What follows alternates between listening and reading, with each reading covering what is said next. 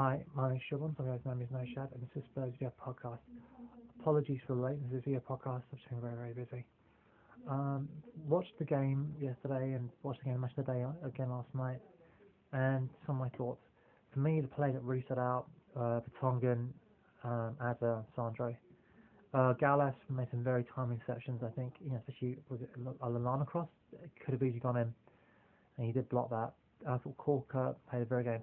He wasn't as say dramatic, and he had as many dramatic moments as say Gallas did.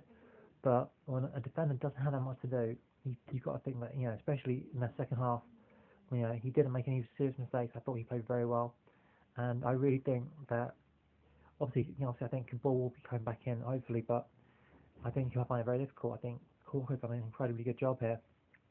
For me, Sandro's excellent, real shield, played some very good passes in, and looked to play the ball into space every given opportunity. And I thought, we saw Gallas do that. So Sandro, you saw Lennon do that very well. JD, and it's a really good wing play when he cuts inside and then looks to play that slip ball past the fullback. And I think he does that really well. And I think we are seeing a little bit more of Aaron Lennon and Carl Walker working playing a bit better together. I think it will still take time because we still need to get bodies in the box. Because across only works if you've got like a really good centre forward that can actually that's either 6'1", whatever, can head the ball in, or has that incredible leap. I mean, something like Falcao, he's only 5'10" or 5'9", which I say only, but I'm not like some giant, but he can get an incredible amount of lift off. And what he does also is he catches defenders flat-footed, and so even if the defenders are taller than him, like say 6'2", 6'3", because they're on the back foot, he timed it. He's already up in the air, so by launching up in the air, he's got like half. He's all about 2-3 inches above him anyway, and that's what gives him the advantage. Hudd's disappointed for me. I know some blogs are good and some folks played very well. I thought his passing wasn't that great that day. I don't know, there's something not right about his passing. It was the neat and tidy passing that we're used to. I mean, give him credit, he did get that assist, but if it wasn't for that assist, really, would have Hudson really stood out for you guys? I don't think so. I don't think he really demanded the ball and really distributed it out the way that a metronome should. And I think he's not trying. He can't replace Luka. Luka was Luka. Hudson was Hudson. But I think he has to be able to influence the game. And he's been in the club now. This will be his. They said 8 years because I think they're counting. I don't really count to 8 years because even though he joined it 2004, was it 2004? He was he stayed at Derby for the rest of the year, and then the following year he went to Wolves. So he's really been in the club for 6 years, I'd say tops. And I think even those 6 years, only 4, I think only 3 years because you can't really count last year because he was injured all of last year. He's really, but even then, would you say? I'll give a good example. If you listen to the Spurs show, and we're doing really, really well, and we're like, Sandra, Parker and Luca in the middle, and like 4-4-1-1. And I was talking about Hudson, and he goes, he's not fully fit. But Michael says to me, would he get back in the team if he was fit? I doubt it. Would he get anywhere near the team? And I think that is it all, really. For me, and this is just my thought, how would you feel about Vertonghen playing in that role alongside Sandro? He's got a good passing range, he can shoot, he's not afraid to have a shoot, he'll happily run. He's nowhere near as good as Dembele is, but I think he offers us something closer to Mr. Dembele, if not exact duplicate, than say Hudson was. And I think Hudson's playing one there. I think Carl Morton, he's been given game time. Hopefully he'll play against Norwich on Wednesday in the Capital Cup, which I don't give a shit about. Even if we got to, honestly, I don't care about it. Honestly, it's not. I know he gets to Wembley, but do you know what? I think we're going to get a Europa League spot anyway. I think we'll end up either 5th. I think if we're going to the Champions League, we'll end up in Europa. So for me, it's just a trophy. So what? The Johnson Paint trophy. Johnson Paint is a trophy, but I don't want it.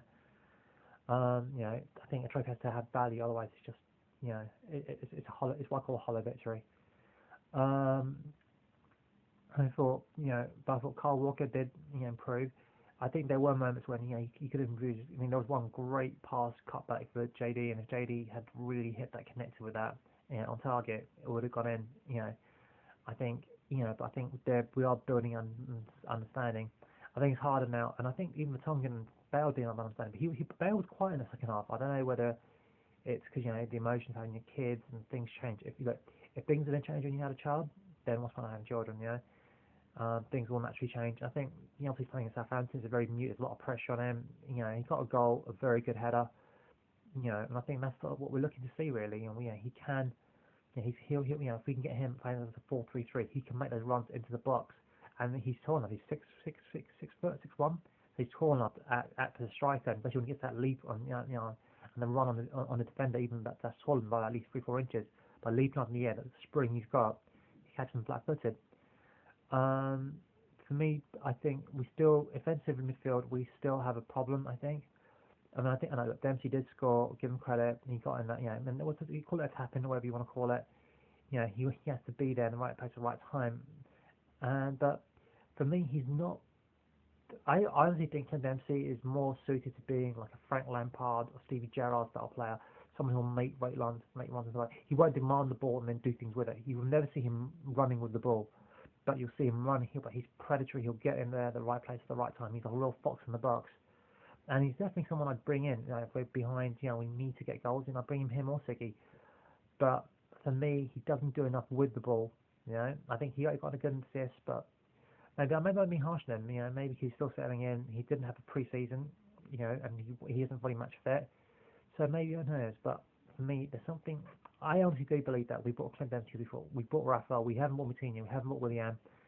He's available. I think he could be a good buy. And obviously obviously we paid a premium, but we strengthen at the expense of our rivals that we Liverpool. And Liverpool are our nearest. Liverpool, Arsenal, Newcastle are our nearest rivals for that fourth spot. I don't see anyone else.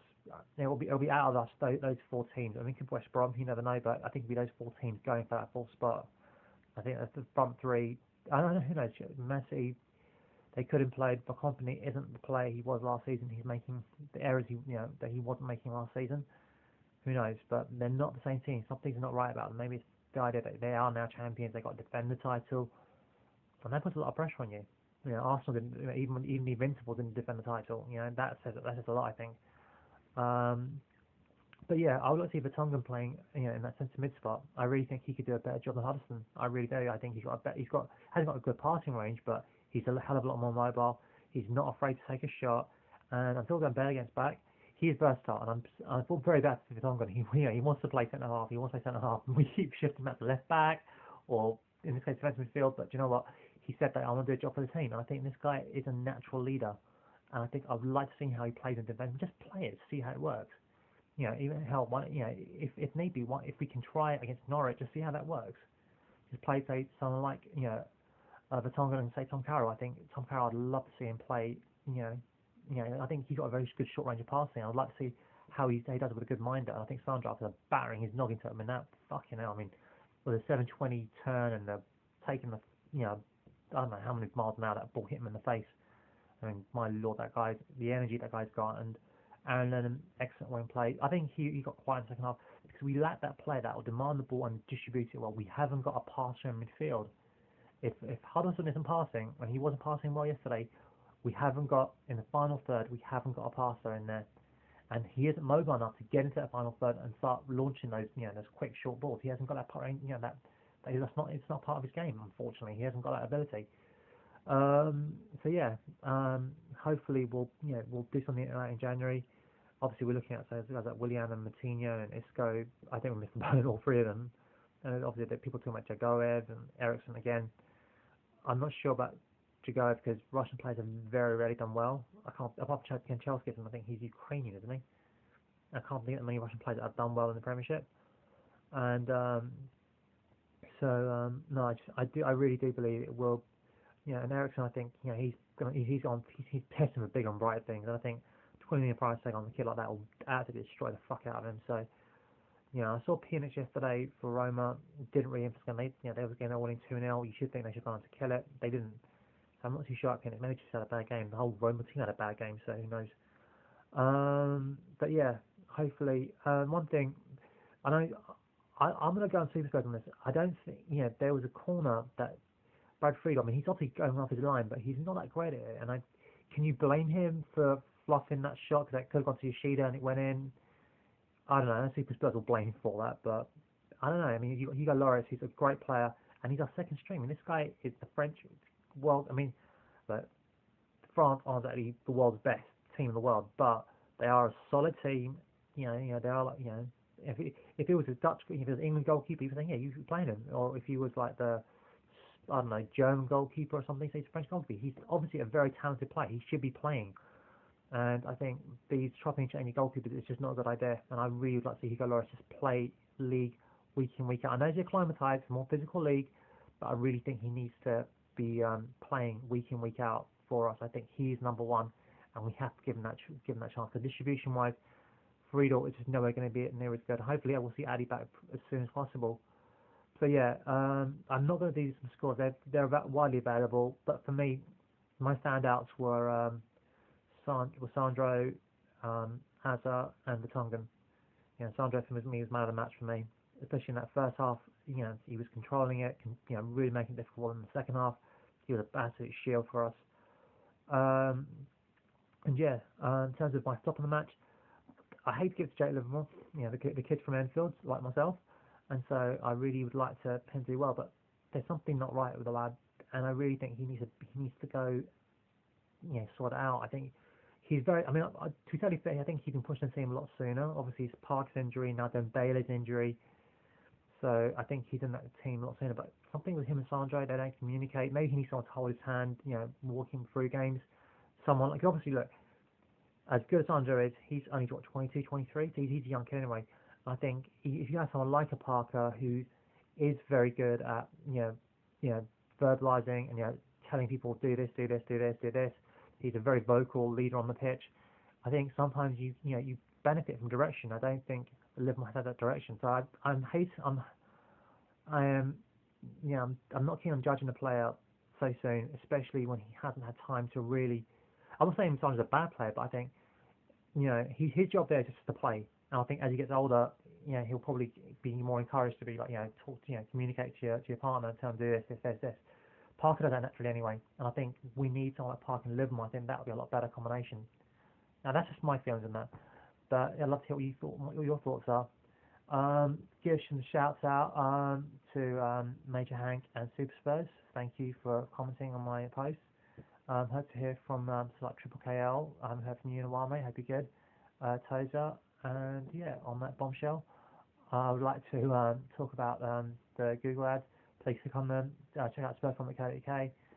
Go talk about Spurs Odyssey. There's some really good football podcasts out there. Weird Deal Radio, excellent one. I know that they don't plug me. I wish they would, but they don't. And Spurs Show, an excellent podcast, one probably my favourite, and especially when Phil Cornwall does all the impressions of the Harry impressions, were just the funniest. Honestly, it was really good. Anyway, I'll leave you to that. Oh, and to my Bracco Peter, I'll give a shout out to him. So, by the way, Peter, do you know what? I know less about martial arts. I don't know jack shit about anything. We don't know. I know football, martial arts, you name it. I know jack. But our next 6 games, we got some. You got to get some duty ties in there. Wigan, not Wigan. They're a good team. Dangerous. We did lose them once at home. No, but games like Man City away, Arsenal away, Liverpool at home, Fulham away. There's some very, very tough games in there. I think, and I think hopefully, I think obviously Arsenal having Wilshere back, that'll be an interesting game. Are they, but then they really struggled, I think, against to really beat QPR, who were very resilient, and and I think Man City, again they struggled to really beat Swansea, so you never know. I think teams are there for taking. So anyway, hopefully if we can avoid getting Mike Clattenburg our referee, which I don't think we're too hard now, we might get a result. So on that bombshell, I always look after you there, Dom, and I'll give a shout out to Eggsy as well. Hopefully we'll do well. Anyway, it's been great chatting to you. Please click on the ad links if and when they appear. Always FB me, tweet me, W4 the real Shabon. Long story about that. Just like that you want to hear. And check me out on Spurs Forum at UK, and always YouTube me in here as well. And that's great. Thank you very much, and as always, come on you Spurs.